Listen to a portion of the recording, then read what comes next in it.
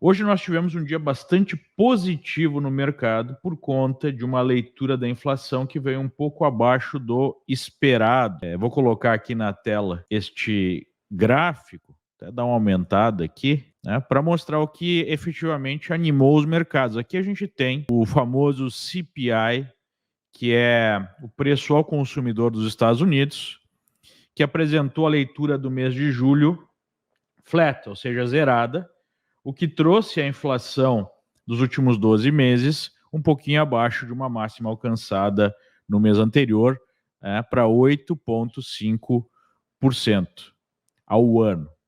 Já para a inflação medida pelo que é chamado de Core CPI, que envolve a cesta de serviços e produtos, excluindo energia e alimentos, que são itens mais voláteis, alcançou aí 5,9% ao ano.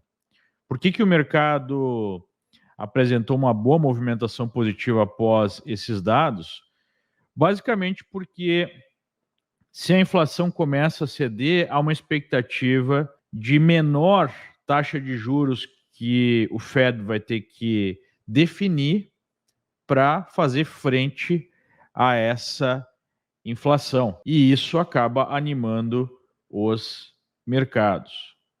Nós tivemos aí tanto o índice Nasdaq quanto o S&P fechando perto das máximas do dia, dando continuidade a uma movimentação positiva que nós já mencionamos nos últimos programas. No Brasil, a inflação veio até abaixo do terreno flat, ficando negativa na maior monta desde que nós começamos a medir a inflação pelo método atual na década de 80. A inflação veio a menos 0,68. O principal responsável por essa queda na inflação, tanto nos Estados Unidos quanto no Brasil, é este gráfico aqui, né? Deixa eu botar aí na tela para você, o gráfico do petróleo, que apresenta uma correção nas últimas várias semanas.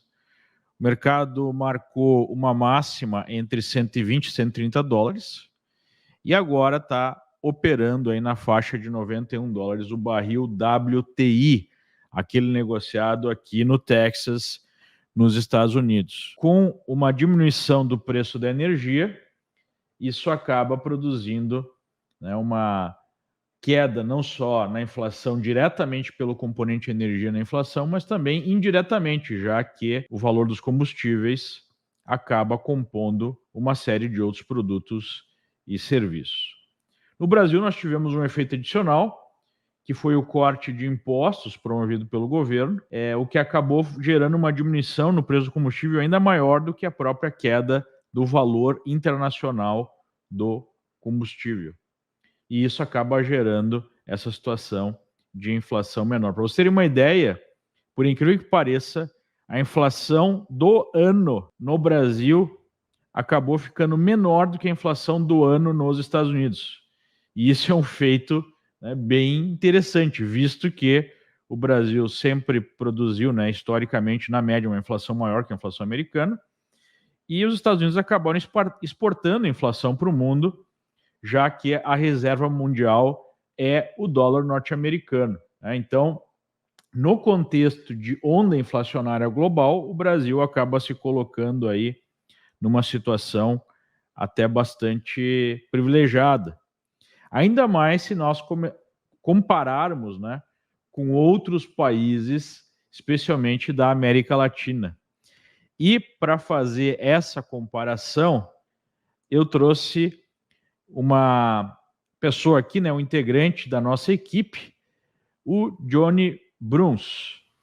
Olá, Johnny, tudo bem? Olá, Leandro, boa noite a todo mundo, um prazer estar aqui. O Johnny faz parte da nossa equipe da Liberta Global, ele é argentino e está nos Estados Unidos já há algum tempo e recentemente esteve visitando a Argentina, né? Então eu achei interessante, e o Johnny também tem uma formação em economia, e achei interessante trazer ele para comentar essa situação que nós estamos vivendo e fazer essa comparação. O que está acontecendo agora, Johnny, na Argentina, né? Nos últimos dias, a Argentina tem feito manchetes, não tão positivas, inclusive em julho, parece que a Argentina teve uma inflação maior do que a Venezuela, né? Fechando, pelo menos por dados oficiais, fechando em 7,5% a inflação na Argentina, enquanto a Venezuela fechou 5,3% no mês. Uma inflação até baixa, né, para a média venezuelana dos últimos anos. Mas, enfim, eu queria que você explicasse aí para o nosso espectador qual é a situação na Argentina e o que ela pode nos ensinar, não só o Brasil, mas o mundo. Muito bom, é um assunto realmente triste por um lado, né? Mas eu acho que a América Latina em si deveria capitalizar o exemplo, né? O mau exemplo, no caso, para tomar boas decisões no futuro, né? Mas esse tempo que eu estive lá agora, consegui confirmar aquilo que a gente vê nas notícias no dia a dia, e a realidade é que tem um problema de índole econômico, né? Realmente a receita é a mesma receita que se repete há 70 anos na Argentina e só foi piorando a situação. Quando eu falo da receita, é do excesso de gasto público que gera déficit fiscal, e você vai financiar essa dívida do Estado ou por emissão monetária, por um lado, ou por dívida, empréstimos. Agora, esse gasto, claro, chega um momento que quando você não atinge certos níveis e metas econômicas que quem te empresta, no caso, por exemplo, o Fundo Monetário Internacional, ele coloca para você umas metas que você tem que cumprir e atingir se você quiser que ele te libere o restante do pagamento. A Argentina não cumpre essas metas, obviamente, porque o problema, na verdade, é outro, e insiste na mesma receita e, obviamente, gera default. Então, para vocês terem uma ideia, hoje, por exemplo, um bono argentino, ele está pagando mais que a Ucrânia é um país que está em guerra, né, invadido.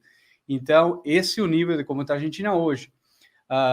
Pelo ponto de vista dos impostos, por exemplo, tirando a complexidade que tem os impostos no Brasil, né, que é todo um sistema bem complexo também, mas a Argentina hoje é o segundo país com maior pressão impositiva para o empresário no mundo. Então, obviamente, você já não tem investimento, não tem segurança jurídica, tem um Estado que seu gasto público realmente é um peso enorme para o empreendedor. As leis trabalhistas são totalmente contrárias ao espírito empreendedor, então você tem desincentivos por todos os lados para a geração de riqueza. E isso, no final das contas, acaba refletindo no segundo ponto, que é uma crise cultural. Você tem pelo menos aí 2 ou 3 gerações na Argentina que se criaram vendo a família recebendo do Estado, sem empreender, sem simplesmente criando esse costume de todo mês ter aí um ingresso por parte do Estado e sem precisar colocar skin in the game, né? A pele em risco, ou até trabalhar 12 horas por dia como qualquer empreendedor nos nossos países e mesmo aqui. Então, esse problema cultural você não resolve com mais dinheiro, e é um problema que vai levar alguns anos para ser resolvido.